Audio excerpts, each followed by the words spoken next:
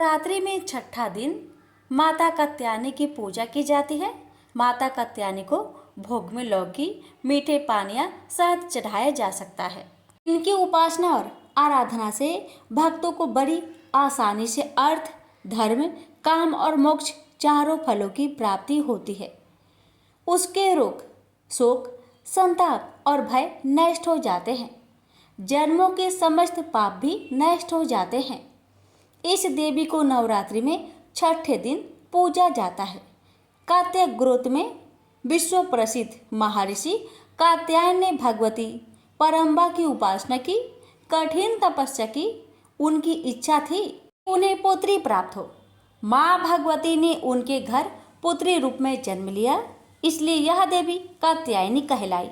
इनका गुण शोध कार्य है, इसलिए इस वैज्ञानिक युग में कात्यायनी का महत्व सर्वाधिक हो जाता है।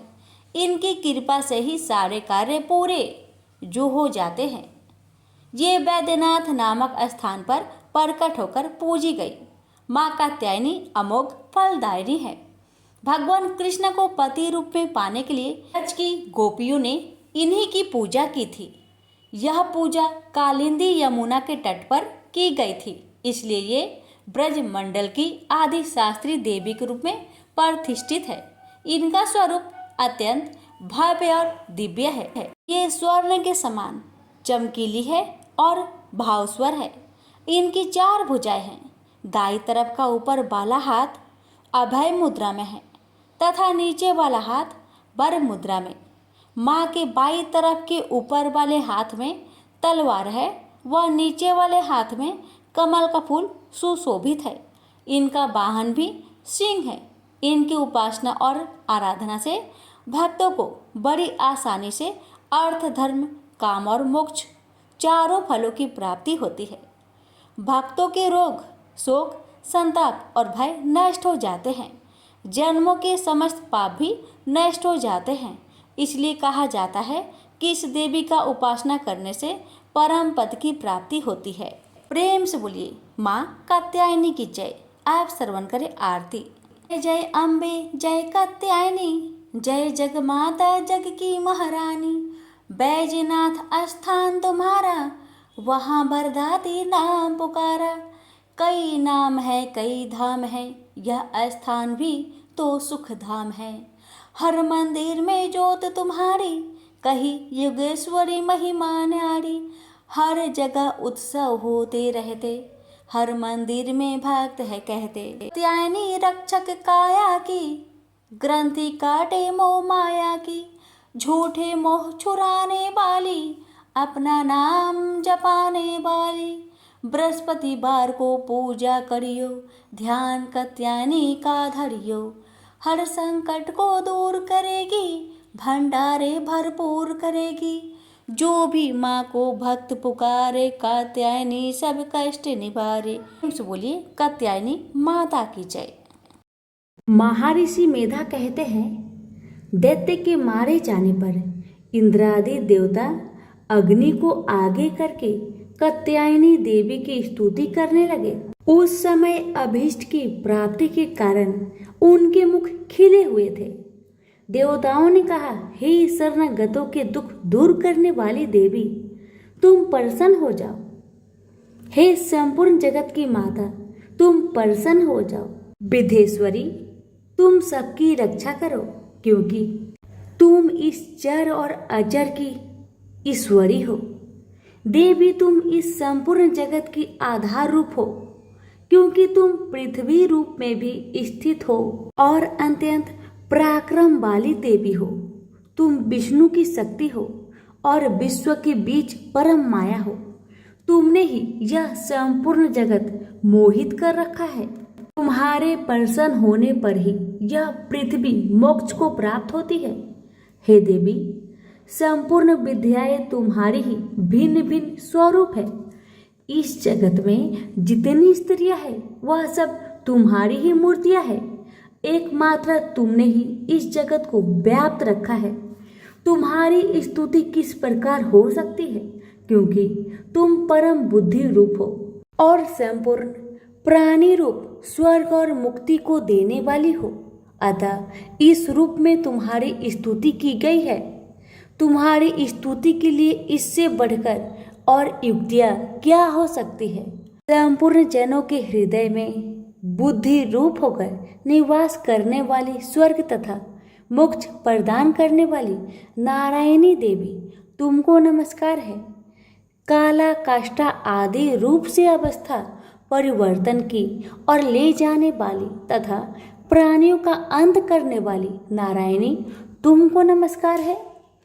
हे नारायणी, संपूर्ण मंगलों के मंगल रूप वाली, हे शिवे, हे संपूर्ण प्रयोजनों को सिद्ध करने वाली, हे शरणागत वत्सला, 3 नेत्रों वाली गौरी तुमको नमस्कार है। सृष्टि स्थिति तथा संहार की शक्ति भूता सनातनी देवी, गुणों का आधार यथा सर्व सुखमयी नारायणी तुमको नमस्कार है। हे शरण में आए हुए शरणागतों, दीन दुखियों की रक्षा में तत्पर संपूर्ण पीड़ाओं को हरने वाली, हे नारायणी तुमको नमस्कार है। नारायणी, तुम ब्राह्मणी का रूप धारण करके हंसों से जुटे हुए विमान पर बैठती हो तथा कुशा अभिमंत्रित जल छिड़कती रहती हो। तुम्हें नमस्कार है। महेश्वरी रूप से त्रिशूल, चंद्रमा और सर्पों को धारण करने वाली, हे महावृषभ वाहन वाली नारायणी तुम्हें नमस्कार है। मोरों तथा कुक्कुटों से घिरी रहने वाली महाशक्ति को धारण करने वाली कौमारी रूप धारिणी निष्पाप नारायणी तुम्हें नमस्कार है। शंख, चक्र, गदा और शंख धनुष रूपा आयुधों को धारण करने वाली वैष्णवी शक्ति रूप नारायणी तुम हम पर प्रसन्न हो। तुम्हें नमस्कार है। दांतों से पृथ्वी धारण करने वाली वरा रूपिणी कल्याणमयी नारायणी तुम्हें नमस्कार है। उग्र नरसिंह रूप दैत्यों को मारने वाली, त्रिभुवन की रक्षा में संलग्न रहने वाली नारायणी तुम्हें नमस्कार है। मस्तक पर किरीट और हाथों में महावज्र धारण करने वाली, सहस्त्र नेत्रों के कारण उज्ज्वल वृत्तासुर के प्राण हरने वाली ऐन्द्री, हे नारायणी तुम्हें नमस्कार है। हे शिवदूती, स्वरूप से दैत्यों की महासेना को नष्ट करने वाली, हे घोर रूप वाली, हे महाशब्द वाली, हे नारायणी तुम्हें नमस्कार है। दांतों के कारण विकराल मुख वाली, मुंड माला से विभूषित मुंड मर्दिनी चामुंडा रूपा नारायणी तुम्हें नमस्कार है। लक्ष्मी, लज्जा, महाविद्या, श्रद्धा, पुष्टि, स्वाधा, ध्रुवा, महारात्रि तथा महाविद्या रूप नारायणी तुमको नमस्कार है। मेधा सरस्वती, सर्वोत्कृष्ट ऐश्वर्य रूपिणी, बाबड़ी, तामसी, नियंता तथा ईशा रूपिणी नारायणी तुम्हें नमस्कार है।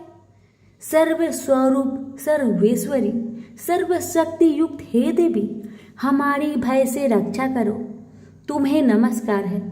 हे कात्यायनी, तीनों नेत्रों से भूषित यह तेरा सौम्य मुख सब तरह के डरों से हमारी रक्षा करे, तुम्हें नमस्कार है।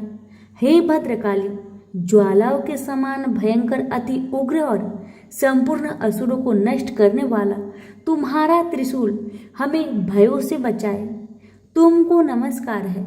हे देवी, जो आपने शब्द से इस जगत को पूरित करके दैत्य की तेज को नष्ट करता है, वह आपका घंटा इस प्रकार हमारी रक्षा करे जैसे कि माता अपने पुत्र की रक्षा करती है।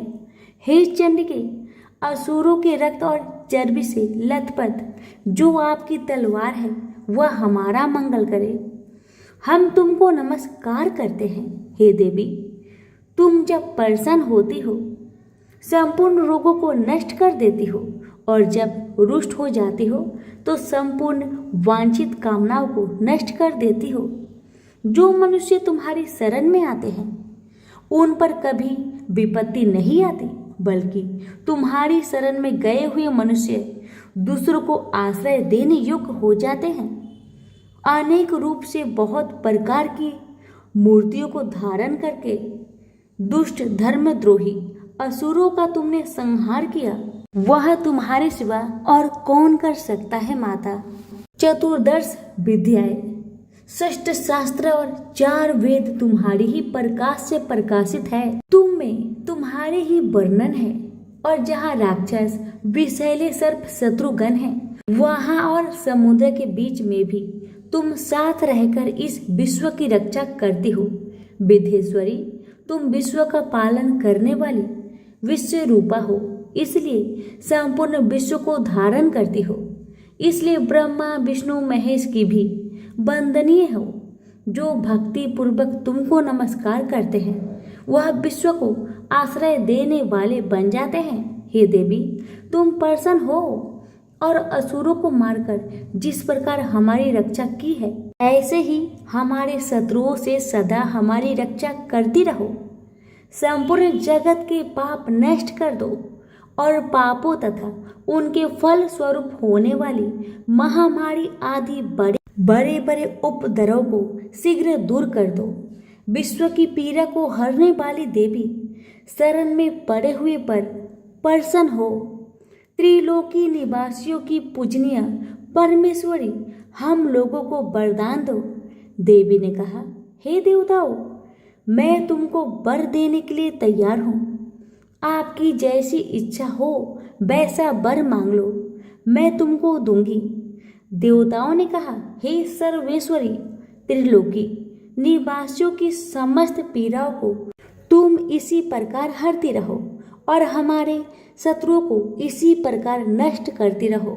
देवी ने कहा, वैवस्वत मनवंतर के 28 युग में 2 और महाअसुर शुंभ और निशुंभ उत्पन्न होंगे। उस समय मैं नंद गोप के घर में यशोदा के गर्भ से उत्पन्न होकर विंध्याचल पर्वत पर शुंभ और निशुंभ का संहार करूंगी। फिर अत्यंत भयंकर रूप से पृथ्वी पर अवतरित होकर मैं बेवपरिचित नामक दानवों का नाश करूंगी। उस भयंकर महाअसुरों को भक्षण करते समय मेरे दांत अनार के पुष्प के समान लाल होंगे। इसके पश्चात स्वर्ग में देवता और पृथ्वी पर मनुष्य मेरी स्तुति करते हुए मुझे रक्त दंतिका कहेंगे। फिर जब 100 वर्ष तक वर्षा न होगी तो मैं ऋषियों की स्तुति करने पर आओनिज नाम से प्रकट होंगी और अपने 100 नेत्रों से ऋषियों की ओर देखूंगी। अतः मनुष्य 87 नाम से मेरा कीर्तन करेंगे। उसी समय में अपने शरीर से उत्पन्न हो प्राणों की रक्षा करने वाले शाकों द्वारा सब प्राणियों का पालन करूंगी और तब इस पृथ्वी पर शाकंभरी के नाम से विख्यात होंगी। और इसी अवतार में मैं दुर्ग नामक महाअसुर का वध करूंगी और इससे मैं दुर्गा देवी के नाम से प्रसिद्ध होंगी। उसके पश्चात जब मैं भयानक रूप धारण करके हिमालय निवासी ऋषियों महाऋषियों की रक्षा करूंगी, तब भीमा देवी के नाम से मेरी ख्याति होगी। और जब फिर अरुण नामक असुर तीनों लोगों को पीड़ित करेगा, तब मैं असंख्य भ्रमरों का रूप धारण करके उस महादैत्य का वध करूंगी। तब स्वर्ग में देवता और मृत्युलोक में मनुष्य मेरी स्तुति करते हुए मुझे ब्राह्मणी नाम से पुकारेंगे। इस प्रकार जब जब पृथ्वी राक्षसों से पीड़ित होगी, तब तब मैं अवतरित होकर शत्रुओं का नाश करूंगी। तो प्रेम से बोलिए, माँ दुर्गा की जय हो। यहीं पर हमारी दुर्गा सप्तशती पाठ 11वां अध्याय समाप्त हुआ। कौशल देश में सुशील नामक एक निर्धन ब्राह्मण रहता था। प्रतिदिन मिलने वाली भिक्षा से वह अपने परिवार का भरण पोषण करता था। उसके कई बच्चे थे। प्रातःकाल वह भिक्षा लेने घर से निकलता और सायंकाल लौट आता था। देवताओं, पितरों और अतिथियों की पूजा करने के बाद आश्रित जन को खिलाकर ही स्वयं भोजन किया करता था। इस प्रकार भिक्षा को वह भगवान का प्रसाद समझकर स्वीकार करता था। इतना दुखी होने पर भी वह दूसरों की सहायता के लिए सदैव तत्पर रहता था। यद्यपि उसके मन में अपार चिंता रहती थी, तथापि वह सदैव धर्म कर्म में लगा रहता था। अपनी इंद्रियों पर उसका पूर्ण नियंत्रण था। वह सदाचारी, धर्मात्मा और सत्यवादी था। उसके हृदय में कभी क्रोध, अहंकार और ईर्ष्या जैसे तुच्छ विचार उत्पन्न नहीं होते थे। एक बार उसके घर के निकट सत्यव्रत नामक एक तेजस्वी ऋषि आकर ठहरे। वे एक प्रसिद्ध तपस्वी थे। मंत्रों और विद्याओं का ज्ञाता उनके समान आसपास दूसरा कोई नहीं था। शीघ्र ही अनेक व्यक्ति उनके दर्शनों को आने लगे। सुशील के हृदय में भी उनसे मिलने की इच्छा जागृत हुई और वह उनकी सेवा में उपस्थित हुआ। सत्यव्रत को प्रणाम कर वह बोला, ऋषिवर, आपकी बुद्धि अत्यंत विलक्षण है। आप अनेक शास्त्रों, विद्याओं और मंत्रों के ज्ञाता है। मैं एक निर्धन, दरिद्र और असहाय ब्राह्मण हूँ। कृपया मुझे बताइए कि मेरी दरिद्रता किस प्रकार समाप्त हो सकती है। सत्यव्रत ने आगे कहा कि मुनिवर, आपसे यह पूछने का केवल इतना ही अभिप्राय है कि मुझ में कुटुंब का भरण पोषण करने की शक्ति आ जाए। धन भाव के कारण मैं उन्हें समुचित सुविधाएं और अन्य सुख नहीं दे पा रहा हूँ। दया निधान, तप, दान, व्रत, मंत्र अथवा जब आप कोई ऐसा उपाय बताने की कष्ट करें जिससे कि मैं अपने परिवार का यथोचित भरण पोषण कर सकूं। मुझे केवल इतने ही धन का अभिलाषा है जिससे कि मेरा परिवार सुखी हो जाए। सत्यव्रत ने सुशील को भगवती दुर्गा की महिमा बताते हुए नवरात्रि व्रत करने का परामर्श दिया। सुशीला ने सत्यव्रत को अपना गुरु बनाकर उनसे मायाबीज नामक भुवनेश्वरी मंत्र की दीक्षा ली। तत्पश्चात नवरात्रि व्रत रखकर उस मंत्र का नियमित जप आरंभ कर दिया। उसने भगवती दुर्गा की श्रद्धा और भक्ति पूर्वक आराधना की। 9 वर्षों तक प्रत्येक नवरात्रि में वह भगवती दुर्गा के माया बीज मंत्र का निरंतर जाप करता रहा। सुशील की भक्ति से प्रसन्न होकर 9वें वर्ष की नवरात्रि में अष्टमी की आधी रात को देवी भगवती साक्षात प्रकट हुई और सुशील को उसका अभीष्ट वर प्रदान करते हुए उसे संसार का समस्त वैभव, ऐश्वर्य और मोक्ष प्रदान किया। इस प्रकार भगवती दुर्गा ने प्रसन्न होकर अपने भक्त सुशील के सभी कष्टों को दूर कर दिया और उसे अतुल धन संपदा, मान सम्मान और समृद्धि प्रदान की। इसी कहानी से यह शिक्षा मिलती है कि किसी भी कार्य को श्रद्धा, भक्ति और निष्ठा से करने पर उसका फल सदैव अनुकूल ही प्राप्त होता है। प्रेम से बोलिए भगवती दुर्गा की जय। माँ दुर्गा को आदि शक्ति, भवानी और अन्य कई नामों से जाना जाता है। पौराणिक कथाओं के अनुसार माँ का जन्म दैत्यों के विनाश के लिए हुआ था। वैसे तो सारा साल ही माता की पूजा की जाती है, लेकिन नवरात्र के दौरान इनके विशेष पूजन व उपाय किए जाते हैं। कहा जाता है कि नवरात्र के समय 9 दिन माता रानी पृथ्वी पर आकर भक्तों के बीच रहती है।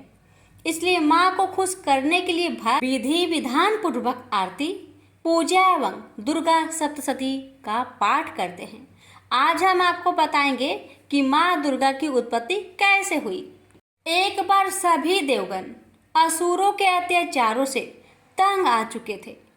तब ब्रह्मा जी ने उन्हें बताया कि दैत्यराज को यह वर मिला है कि उसकी मौत कुंवारी कन्या के हाथ से होगी। तभी सभी देवों को एक तरकीब सूझी। उन्होंने मिलकर अपनी अपनी शक्तियों से एक देवी को प्रकट किया। विभिन्न देवताओं की देह से निकले हुए तेज से ही देवी के अलग अलग अंग बने। भगवान शंकर के तेज से देवी का मुख प्रकट हुआ, यमराज के तेज से मस्तक और बाल, विष्णु के तेज से भुजाएं, चंद्रमा के तेज से स्तन, इंद्र के तेज से कमर, वरुण के तेज से जंघा, पृथ्वी के तेज से नितंब, ब्रह्मा के तेज से चरण, सूर्य के तेज से दोनों पैरों की उंगलियां, प्रजापति के तेज से सारे दांत, अग्नि के तेज से दोनों नेत्र, संध्या के तेज से भौहें, वायु की तेज से कान तथा अन्य देवताओं के तेज से देवी के भिन्न भिन्न अंग बने। फिर शिव जी ने उस महाशक्ति को अपना त्रिशूल दिया। लक्ष्मी जी ने कमल का फूल, विष्णु जी ने चक्र, अग्नि ने शक्ति व बाणों से भरे तरकस, प्रजापति ने अष्टभिक मणियों की माला, वरुण ने दिव्य शंख, हनुमान जी ने गदा, शेषनाग ने मणियों से सुशोभित नाग, इंद्र ने वज्र, भगवान राम ने धनुष, वरुण देव ने पास व तीर, ब्रह्मा ने चारों वेद तथा हिमालय पर्वत ने सवारी के लिए शेर प्रदान किया। इसके अतिरिक्त समुद्र ने बहुत उज्जवल हार, कभी न फटने वाले दिव्य वस्त्र, चूड़ामणि, 2 कुंडल, हाथों के कंगन, पैरों के नूपुर तथा अंगूठियां भेंट की। इन सब वस्तुओं को देवी ने अपनी 18 भुजाओं में धारण किया। माँ दुर्गा इस सृष्टि की आद्य शक्ति है, यानी आदि शक्ति है। पितामह ब्रह्मा जी भगवान विष्णु और भगवान शंकर उन्हीं की शक्ति से सृष्टि की उत्पत्ति, पालन पोषण और संहार करते हैं। अन्य देवता भी उन्हीं की शक्ति से शक्तिमान होकर सारे कार्य करते हैं। माँ के इस तेज को देखकर दैत्यराज बहुत डर गया था, लेकिन देवी ने अपने शेर और शस्त्रों से मार डाला उसे। अभी से माता को माँ दुर्गा के नाम से पुकारा जाने लगा। प्रेम से बोलिए दुर्गा मैया की जय। ओम गणेशाय नमः। प्यारे भक्तगणों, आज आप सभी श्रवण करेंगे माँ पार्वती की पावन कथा, और ये कथा है गौरी माता का कामदेव को श्राप देना। एक बार मृत्युलोक में मानवों द्वारा यज्ञ आदि कर्मों के ना होने से इंद्रदेव चिंतित हो गए। फिर ब्रह्मा देव के आदेश अनुसार उन लोगों ने श्री महालक्ष्मी का आराधना की। श्री महालक्ष्मी ने अपने पुत्र कामदेव को देव कार्य में सहायता करने के लिए भेजा। कामदेव का लोकाधिपति राजा वीरव्रत ने सैनिकों से घोर युद्ध हुआ, जिसमें कामदेव ने सबको भगा दिया। राजा वीरव्रत ने इस आपत्ति के वारांत भगवान शंकर की आराधना की। शंकर से विजय प्राप्ति का वरदान पाकर राजा ने कामदेव से पुनः युद्ध छेड़ दिया। उन्होंने शंकर प्रेरित त्रिशूलात्मक बाण कामदेव पर चलाकर उसे धराशायी कर दिया। लक्ष्मी जी के दूतों ने जब कामदेव का निश्चेष्ट शरीर लक्ष्मी जी के पास पहुंचाया, तब उन्होंने त्रिपुरांबा प्रसाद से अमृत द्वारा उसे पूर्ण जीवित कर दिया। शंकर के प्रभाव से अपने पराजय तथा मृत्यु का वृत्तांत सुनने के साथ ही कामदेव के मन में शंकर के प्रति घोर देश की गांठ पड़ गई। उसने त्रिपुरांबा की आराधना द्वारा बल संचय कर शंकर को हराने की अपने मन में प्रतिज्ञा की। इतने में ही श्री महालक्ष्मी ने त्रिपुरांबा की प्रार्थना की। तदनुसार त्रिपुरांबा द्वारा प्रेषिता गौरी वहां प्रकट हुई। श्री महालक्ष्मी ने कामदेव की पराजय तथा उसकी प्रतिज्ञा आदि का वृत्तांत गौरी को सुनाकर इस आपत्ति के निवारण का उपाय पूछा। गौरी ने लक्ष्मी तथा कामदेव दोनों को समझाते हुए कहा, शंकर जी सर्वश्रेष्ठ है, उनसे स्पर्धा करना उचित नहीं है। उन्हीं की आराधना करके अपना अभिष्ट प्राप्त करना उचित होगा। गौरी की बात सुनकर कामदेव रुष्ट हो गया और उसने शंकर जी को जीतने की अपनी प्रतिज्ञा से टस से मस न होने की बात कही। सुनकर गौरी माता क्रोध हो उठी और उन्होंने कामदेव को श्राप देकर कहा, कामदेव, तुम शिव जी द्वारा दग्ध हो जाओगे। प्रिया पुत्र को गौरी द्वारा श्रापित सुनकर महालक्ष्मी ने भी गौरी को श्राप दे डाला, तुम भी पर निंदा सुनकर दग्ध हो जाओगी। महालक्ष्मी का यह श्राप सुनकर गौरी ने भी लक्ष्मी को श्राप दिया, तुम पति विरह का दुख तथा सब पत्नियों से कलेश पाओगी। परिणाम स्वरूप लक्ष्मी और गौरी में युद्ध प्रारंभ हो गया। परस्पर के प्रहारों से दोनों मूर्छित होने लगी। किसी तरह ब्रह्मा जी और सरस्वती के बीच बचाव से वह युद्ध शांत हुआ। शिव जी को जीतने की अभिलाषा से कामदेव ने अपनी माता महालक्ष्मी से त्रिपुरांबा के उपदेश ग्रहण कर इंद्राचल की गुफा में बैठ आराधना आरंभ कर दी। कुछ दिन बाद त्रिपुरांबा ने प्रसन्न होकर सपने में कामदेव को अत्यंत गुप्त पंचदर्शी विद्या का उपदेश दिया। कई वर्ष तक कामदेव ने एकाग्र भाव से जगदम्बा की आराधना की। उसकी आराधना से प्रसन्न होकर भगवती ने उसे प्रत्यक्ष दर्शन देकर कहा, कामदेव आज से तुम अजय हुए। यह कहकर भगवती ने अपने धनुष सरों से धनुष तथा सर उत्पन्न कर कामदेव को सौंप दिए। दक्ष यज्ञ में पति निंदा सुनकर भस्मीभूत सती रूपा गौरी निभो रूप में स्थित हो गई और कुछ समय बाद हिमाचल की कठोर आराधना से प्रसन्न होकर उन्होंने उसकी कन्या बनना स्वीकार कर लिया। कालांतर में पर्वतराज का पुत्री उमा रूप में प्रकट हुई। इधर तारकासुर वध में शिव पुत्र को सेनापति बनाना आवश्यक समझकर इंद्र ने शिव का तपोभंग करने के लिए काम को आज्ञा दी, किंतु गौरी के समक्ष ही शिव जी ने अपने तृतीय नेत्र से काम को दग्ध कर डाला। प्रेम से बोलिए माता रानी की जय। हर महादेव, माता गौरी की जय। प्राचीन काल में सर्व समृद्धिपूर्ण वर्धमान नगर में रूपसेन नाम का एक धर्मात्मा राजा था। एक दिन उसके दरबार में बीरबल नाम का एक गुणी व्यक्ति अपने पत्नी, कन्या एवं पुत्र के साथ वृत्ति के लिए उपस्थित हुआ। राजा ने उसकी विनयपूर्ण बातें को सुनकर प्रतिदिन 1,000 स्वर्ण मुद्रा का वेतन नियत कर सिंह द्वार के रक्षक के रूप में से नियुक्त कर दिया। दूसरे दिन राजा ने अपने गुप्तचरों से जब पता लगाया तो ज्ञात हुआ कि वह अपना अधिकांश द्रव्य यज्ञ, तीर्थ, शिव विष्णु के मंदिरों में आराधना आदि कार्यों तथा साधु ब्राह्मण एवं अनाथों में वितरित कर अल्प यत्न से अपने परिजनों का पालन करता है। इससे राजा ने प्रसन्न होकर उसकी नियुक्ति को पूर्ण रूप से अस्थायी कर दिया। एक दिन आधी रात में जब मूसलाधार बारिश, बादलों की गरज, विद्युत एवं झंझनाहट से रात्रि की विभीषिका सीमा स्पर्श कर रही थी, शमशान में किसी नारी की करुण क्रदन की ध्वनि राजा के कानों में पड़ी। राजा ने सिंह द्वार पर उपस्थित बीरबल से इस रुदन ध्वनि का पता लगाने के लिए कहा।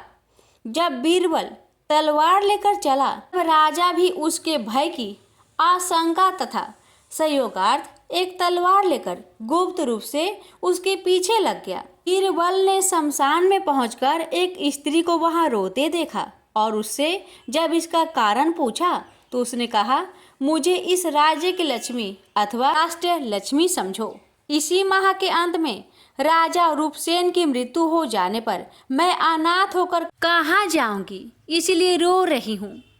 बीरबल ने राजा की दीर्घ आयु के लिए जब उससे उपाय पूछा, उसने बताया, तुम अपने पुत्र की चंडिका के सामने बलि देने पर राजा की शतायु होने की बात कही। फिर क्या था, बीरबल उल्टे पांव घर लौटकर पत्नी, पुत्र आदि को जगाकर और उसकी सम्मति लेकर उनके साथ चंडिका मंदिर में पहुंचा। राजा भी गुप्त रूप से पीछे पीछे सर्वत्र जाता रहा।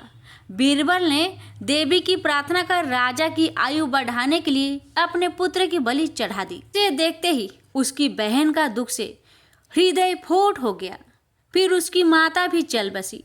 बीरबल इन तीनों का दाह संस्कार कर स्वयं भी राजा की आयु की वृद्धि के लिए बलि चढ़ गया। राजा छिपकर यह सब देख रहा था। उसने देवी से प्रार्थना की। अपने जीवन को व्यर्थ बताते हुए और अपना सिर काटने के लिए उसने जैसे ही तलवार खींची, वैसे ही देवी ने प्रकट होकर उसका हाथ पकड़ लिया और वर मांगने के लिए कहा। राजा ने देवी से परिजनों सहित बीरबल को जीवित करने की प्रार्थना की। फलतः देवी ने सबको जीवित कर दिया और राजा चुपके से वहां से चलकर अपनी अटालिका में जाकर लेट गया। इधर बीरबल भी चकित होता हुआ तथा देवी की कृपा मानता हुआ अपने पूर्ण जीवित परिवार को घर पर छोड़कर राजा प्रसाद सिंह के द्वार पर खड़ा हो गया। जब राजा ने उसकी वहां उपस्थिति के लक्षणों से परिचित होकर उसे बुलाकर अज्ञात नारी के रुदन का कारण पूछा, तब बीरबल ने कहा, राजन, यह सब देवी भगवती का ही चमत्कार था। देवी ने मेरे स्वामी भक्ति की परीक्षा ली थी। चिंता की कोई बात नहीं है। इस पर राजा ने मन ही मन उसकी धीरता तथा स्वामी भक्ति की प्रशंसा की और प्रातःकाल सारी बात अपने सभासदों को बताकर बीरबल को पुत्र सहित कर्नाट एवं लाट देश का अधिपति बना दिया। उसने बीरबल को अपने तुल्य ही स्मृतिशाली बनाकर अपनी मैत्री के धीरता का निश्चय किया। प्रेम से बोलिए चंडी माता की जय। महिषासुर वध की कथा। पौराणिक कथाओं के अनुसार एक समय की बात है। रंभा और करंभा नाम के दो भाई हुआ करते थे, जिन्होंने शक्तियों को प्राप्त करने के लिए घोर तपस्या की थी। उनकी तपस्या को देखकर इंद्र को अपने राजपाट छीनने का खतरा महसूस हुआ और फिर इंद्र ने कुछ देवताओं के साथ मिलकर एक भाई को मार डाला, जिसका नाम करंभा था।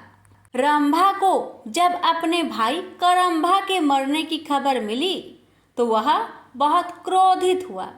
इससे रंभा में बदले की आग लग गई और इसलिए वह अपनी तपस्या में और कठोर हो गया।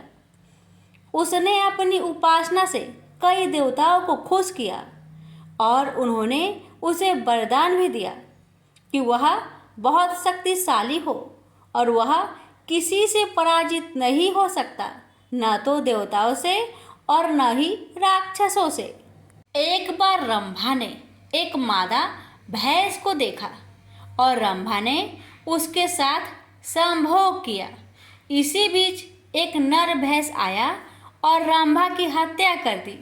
दुखद की बात यह थी कि रंभा ने किसी जानवर से सुरक्षित होने का वरदान नहीं लिया था। इस घटना ने मादा भैंस गर्भवती होगी और उसने आग में कूदकर आत्महत्या कर ली। जिस क्षण वह आग में कूदी उसी समय आग से आधा भैंस और आधा मानव बाहर आया, जिसका नाम महिषासुर पड़ा। महिषासुर ने देवताओं और दैत्यों को पराजित किया। उसने देवलोक पर हमला कर उस पर कब्जा कर लिया और सभी देवताओं को बाहर निकाल दिया। सभी देवता ब्रह्मा जी के पास गए। ब्रह्मा जी उन सबको विष्णु जी और शिव जी से मिलवाए। देवताओं ने विनाशकारी महिषासुर द्वारा उनके ऊपर किया गया अत्याचार बताया, जिसे सुनकर त्रिमूर्ति को बहुत क्रोध आया। इसके बाद त्रिमूर्ति की आंखों से ऊर्जा प्रकट हुई, जो एक नारी का रूप बनी। सभी देवता उस शक्ति को देखकर प्रसन्न हुए और सभी ने उस शक्ति को माँ कहकर माना। इस तरह माँ दुर्गा की उत्पत्ति हुई। भगवान शंकर जी ने देवी को त्रिशूल भेंट किया। भगवान विष्णु ने अपना चक्र निकालकर देवी को दिया। वरुण ने देवी को शंख भेंट किया। अग्नि ने इसे शक्ति दी। वायु ने उसे धनुष और बाण दिए। देवराज इंद्र ने अपना वज्र दिया और ऐरावत हाथी ने अपना घंटा उतारकर देवी को भेंट किया। यमराज ने उसे काल दंड में से एक दंड दिया। वरुण ने उसे पास दिया। प्रजापति ने अष्टपिक की माला दी और ब्रह्मा जी ने उसे कमंडलू दिया। सूर्य ने देवी के समस्त रोमों में अपनी किरणों का तेज भर दिया। इसी तरह दूसरे देवताओं ने भी माता को आभूषण और अस्त्र देकर सम्मान किया। अंत में पहाड़ों के देवता हिमालय ने उन्हें सवारी करने के लिए एक बाघ दिया और उनका नाम महादेवी दुर्गा रखा गया। उनके आशीर्वाद से दुर्गा ने बाघ पर चढ़ाई की और महिषासुर का विनाश करने के लिए निकल पड़ी। जब माँ दुर्गा अमरावती के पास पहुंची, उन्होंने एक शक्तिशाली गर्जना की जिसने पहाड़ों को हिला दिया और समुद्र में विशाल लहरें पैदा की। महिषासुर ने अपने सैनिकों को यह पता लगाने के लिए कहा कि क्या हो रहा है। जब उसने सुना कि एक महिला उसे चुनौती दे रही है तो वह हंसा और उसने कहा, उससे कहो कि मैं उससे शादी करके खुश रखूंगा। जब उनके दूत प्रस्ताव लेकर देवी के पास गए तो देवी ने उत्तर दिया, अपने राजा से कहो कि मैं कोई साधारण महिला नहीं हूँ जो उससे शादी करने के लिए उत्सुक हूँ। मैं महादेवी हूँ और मेरे पति महादेव हैं। मैं उन्हें अमरावती छोड़ने और दुनिया के नीचे अपनी जगह पर लौटने के लिए कहने के लिए आई हूँ। अगर वह नहीं गया तो मैं उसे नष्ट कर दूंगी। जब दूत ने आकर महिषासुर को सारी बात बताई तो महिषासुर क्रोधित हो गया। उनके प्रमुख देवताओं ने घमंड से कहा, महाराज, हम जाएंगे और इस मूर्ख महिला को ठीक करेंगे। महादेवी से युद्ध करने के लिए असुर निकल पड़े। उनके विस्मय और आतंक के कारण एक के बाद एक घमंडी योद्धा समाप्त हो गया। राक्षस राजा को खबर मिली और वह और भी उग्र हो गया। कायर और कमजोर वे एकमात्र महिला के साथ खड़े नहीं हो सकते थे। मैं इस मनहूस महिला को मार डालूंगा। महिषासुर ने असुरों की सेना के साथ देवी पर हमला किया, लेकिन दुर्गा ने तुरंत वापस लड़ने के लिए अपनी सास से सैनिकों की एक विशाल टुकड़ी बनाई। महिषासुर ने उस सभी चालों को आजमाया जो वह जानता था। वह देवी को भ्रमित करने के लिए आकार बदलता रहा। एक आदमी से वह एक शेर बन गया, फिर हाथी, लेकिन हर बार महादेवी ने उसे अपने हथियारों से गंभीर रूप से घायल कर दिया। 9 दिनों तक युद्ध चला। अंत में देवी ने असुर को मार डाला, जिसने फिर से एक विशाल भैंस का रूप ले लिया था। देवी ने उस चक्र से वार किया जो विष्णु ने उसे दिया था। इस प्रकार उसने महिषासुर के अत्याचार से दुनिया को मुक्त कर दिया। इंद्र और अन्य देवता फिर से स्वर्ग लौट आए और सब ठीक हो गया। तब से नवरात्रों के दौरान दुर्गा की पूजा की जाती है और उन्हें महिषासुर मर्दिनी कहा जाता है। प्रेम से बोलिए दुर्गा माता की जय।